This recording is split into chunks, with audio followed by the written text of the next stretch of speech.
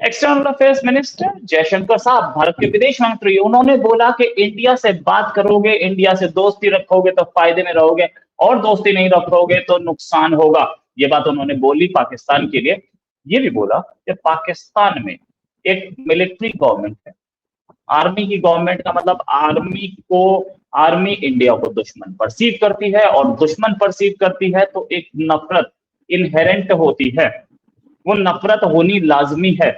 तो ऐसे में दोस्ती कैसे बनेगी? इसी पे बात करने के लिए हमारे साथ संजीव मीडिया जी, संजीव सर इंटरनेशनल एक्सपर्ट है। सर, बहुत बहुत स्वागत है आपका हमारे शो में। संजीव सर, जयशंकर साहब क्या ये बोलना चाह रहे थे कि इंडिया से दोस्ती रखोगे तो आपकी इकोनॉमी अच्छी होगी, आपके लिए बेहतर होगा, और इंडिया से दुश्मनी करोगे तो नुकसान होगे, पाकिस्तान की ओर इशारा?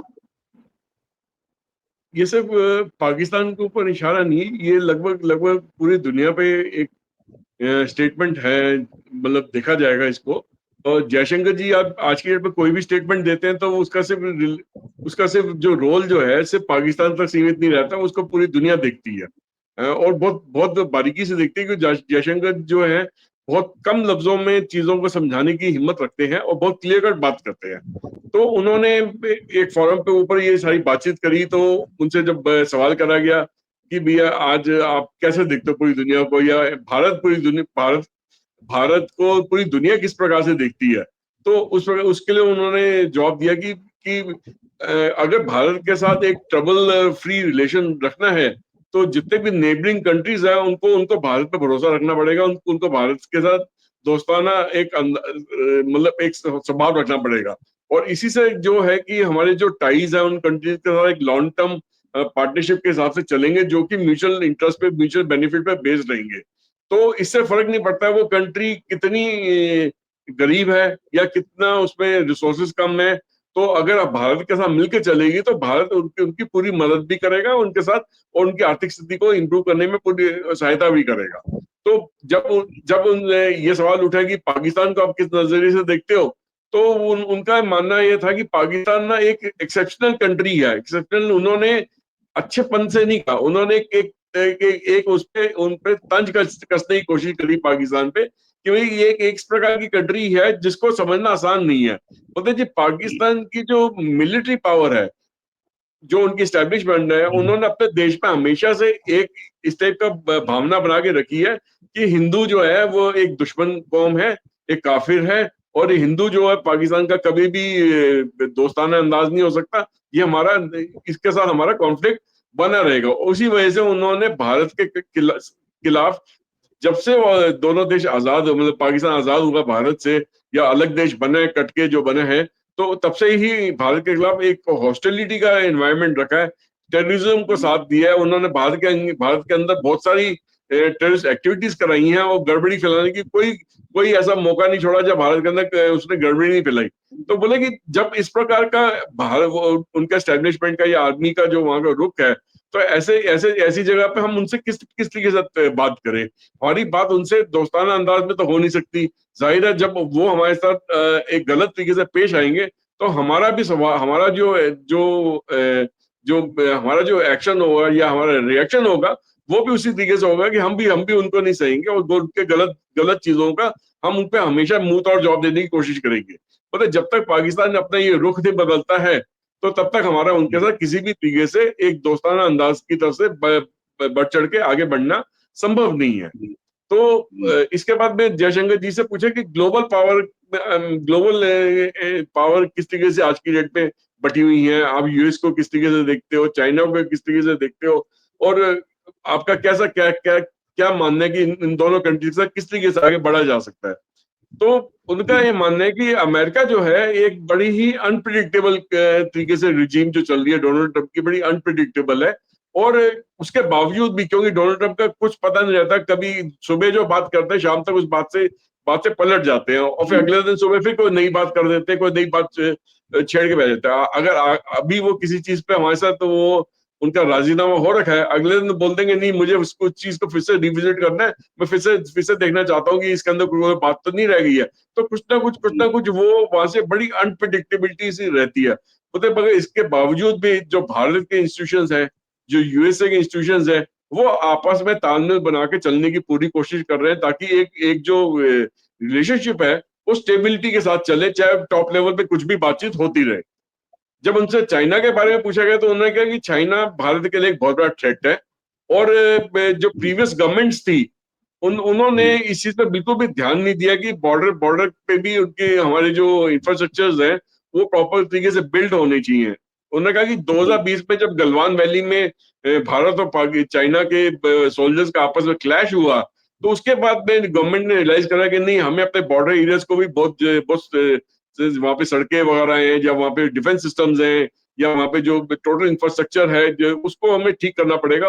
और तब से लेकर तक बहुत सारा काम हो चुका है, और इसी काम के होने की वजह से अब जो पाकिस्तान जिसको पाकिस्तान को थ्रेट मानते थे, आज हम चाइना को थ्रेट मानते थे, आज चाइना को हम नजर के साथ उनकी आंखों में आंख मिला के बात करने की हिम्मत कर पा रहे हैं। अगर ये हमारे बॉर्डर इंफ्रास्ट्रक्चर नहीं बिल्डअप होते तो हमारे जो डिफेंस सिस्टम था वहां तक तेजी से आसानी से नहीं पहुंच पाते, जो कि अब पहुंच सकते हैं। तो चाइना को भी इस चीज का पूरा एहसास है कि भारत अब पहले वाला भारत नहीं रहा। अब भारत के साथ अगर कोई पंगा लिया गया तो वो मुंह तोड़ जवाब देने की हिम्मत रखता है। तो इस तरीके से कई सारी बातों पे और भी बात हुई है। रीजनल और इंटरनेशनल आउटरीच के बारे में बात करी तो उन्होंने कहा कि देखिए, भारत आज सिर्फ एक देश पर निर्भर नहीं है। उन्होंने अपनी गल्फ कंट्री के साथ भी अपनी पार्टनरशिप्स बढ़ाई हैं, आसियान कंट्रीज के साथ भी, जो 9-10 आसियान कंट्रीज है उसके साथ भी अपनी पार्टनरशिप्स बढ़ाई हैं।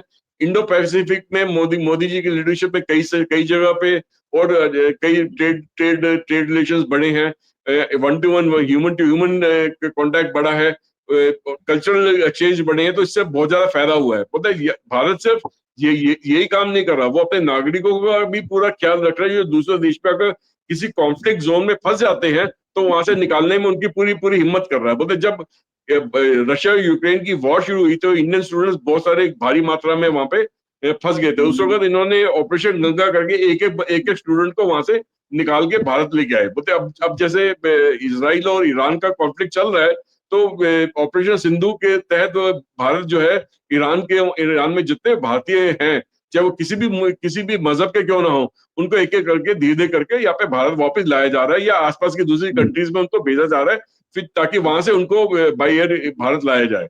तो ये सारा काम भारत जो कर रहा है ये फ्री ऑफ कॉस्ट कर रहा है, उनको उनसे कोई खर्चा नहीं ले रहा है, जिनको वो भारत लाने की कोशिश कर रहा है।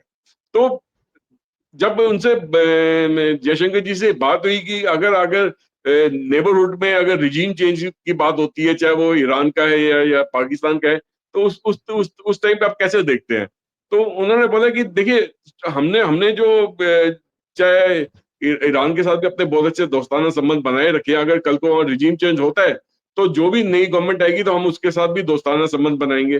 बोलते कई कंट्रीज ऐसी हैं जो कि इंडिया के तरफ काफी हॉस्टाइल रही है, बट आज हमने हमने उनके साथ धीरे करके अपने संबंध ठीक कर लिए। जैसे अपना श्रीलंका हो गया, मालदीव हो गया, कुछ हद तक नेपाल ने भी आंखें दिखाने की कोशिश करी थी। बाकी हाँ, उनको अफसोस है कि जो बांग्लादेश के हालात है वो शायद आज की डेट में इंडिया के फेवर में नहीं है। वहां की जो रिजीम चेंज हुई है वो थोड़ा सा भारत के खिलाफ चल रही है, बट वो कह रहे हैं हम अभी भी कोशिश कर रहे हैं कि बांग्लादेश के साथ भी हम किसी ना किसी लेवल पे अपने रिलेशनशिप ठीक बनाए रखें, ताकि उनके जो भी गवर्नमेंट वहां पे आएगी, जब भी वहां इलेक्शन होंगे, ताकि उसके बाद में जो भी गवर्नमेंट इंस्टॉल होती है उनके साथ हम एक सही रिलेशन बनाकर उनके साथ भी अपने रिलेशन सुधार लें। तो बोले कि भारत का हमेशा कोशिश रही है कि अगर लॉन्ग टर्म रिलेशनशिप जो भी भारत के साथ बना के चलता है, एक दोस्ताना अंदाज के साथ बना के चलता है, उस कंट्री को हमेशा भारत से डील करने में आसानी रही है, उनका फायदा ही हुआ, नुकसान नहीं हुआ। मगर जिसने भी भारत के खिलाफ कुछ भी गलत काम करने की कोशिश करी, अब वो भारत पहले वाला भारत नहीं रहा, वो मुंह तोड़ जवाब देने की हिम्मत रखता है। राइट, पहले वाला भारत नहीं रहा, तगड़े जवाब देने की हिम्मत रखता है। अच्छा, एक चीज कि पाकिस्तान में आर्मी जो इस समय गवर्नमेंट है वो अमेरिका के साथ दोस्ती रख के बैठी है, दोस्ती कर रही है, ईरान पे हमला चल रहा है। ऐसे में फॉरेन मिनिस्टर यानी एक्सटर्नल अफेयर्स मिनिस्टर साहब का ये स्टेटमेंट कितना मायने रखता है? क्या ये पाकिस्तान को बोला गया कि भैया तमीज में आ लो, या नहीं तो फिर हम कुछ और का एक्शन ले सकते हैं? बिल्कुल ठीक बात है। देखिए, जब अगर अगर अमेरिका जो है पाकिस्तान के एयर बेसिस को यूज करके ईरान के अंदर अटैक करता है, तो अमेरिका अपने इंटरेस्ट को बचाने की कोशिश कर रहा है, अपने जो भी वो एम अचीव करना चाह रहा है उसकी कोशिश कर रहा है। वहीं पे जब भारत पाकिस्तान के अगेंस्ट कोई भी हॉस्टिलिटीज होती है तो ये देश कूद जाते इमीडिएटली हॉस्टिलिटीज को कम करने के लिए।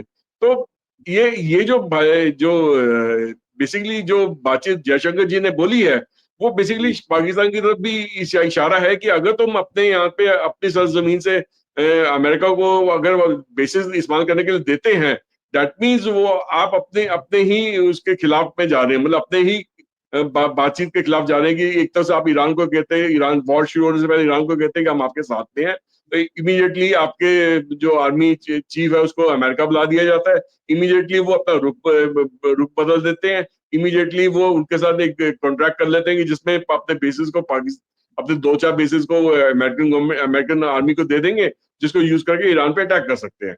तो बेसिकली उन्होंने कहा कि तो बिन पैंदे लोटे की तरह काम करने की जरूरत क्या, अब आप अपनी हिम्मत रखिए ना कि आप अपने डिसीजंस खुद ले पाएं और अपनी खुशहाली के बारे में खुद सोच पाएं।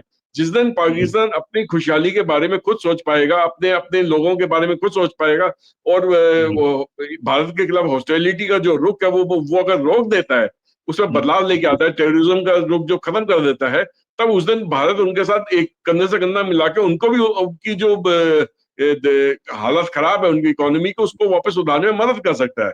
तो एक इशारा उन्होंने दिया था कि अगर आप इन सब चीजों से दूर रह के अगर अपनी कंट्री के बारे में सोच के उसकी खुशहाली के बारे में सोचेंगे तो भारत के साथ में किसी ना किसी लेवल पे आपकी बातचीत होना संभव है। मगर पाकिस्तान तो पाकिस्तान रहा, वो कभी भी इन चीजों में मतलब उनको ये चीजें समझ नहीं आती। उनको सिर्फ आज के डेट में एक ही चीज समझ आती है रोहित जी, वो है कि पैसा कहाँ से मिलेगा। उनकी एस्टेब्लिशमेंट को एक ही चीज समझ आती है, उनको पैसा कहाँ से मिलेगा, जहां से पैसा मिलेगा उस तो डोल जाते हैं और उसका वो पैसा लेके वो काम करने की कोशिश करते हैं, क्योंकि उनको करप्शन इस लेवल तक बढ़ चुकी है कि एस्टेब्लिशमेंट को ये नहीं समझ रहा, जब बजट ही नहीं बचा पाकिस्तान में उनको खाने उनके तो कहीं ना कहीं से तो उनको अपने घर भरने हैं, अपनी करप्शन करनी है, अपने जेबें भरनी है, वो कहाँ से करेंगे।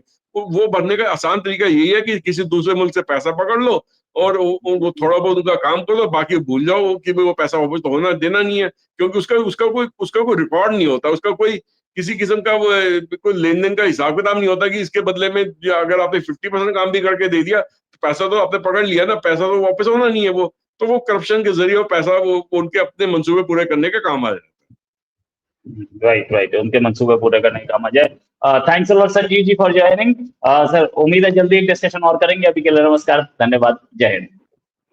जय हिंद।